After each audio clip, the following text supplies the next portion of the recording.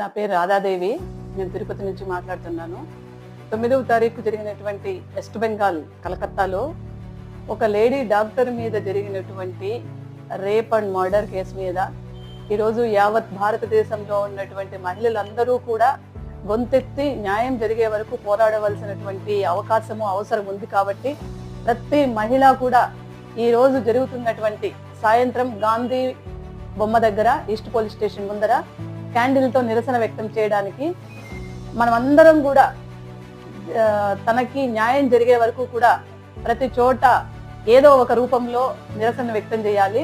కాబట్టి ఈరోజు జరుగుతున్నటువంటి ఈ క్యాండిల్ నిరసనకి తిరుపతిలో ఉన్నటువంటి ప్రతి మహిళ కూడా హాజరయ్యి తన గళాన్ని విప్పాలని చెప్పి, తనకు న్యాయం జరిగే వరకు కూడా మనం ముందుండి పోరాడాలని చెప్పి తిరుపతిలో ఉన్నటువంటి మహిళలందరికీ నేను విజ్ఞప్తి చేస్తున్నాను. అలాగే రాష్ట్ర కేంద్ర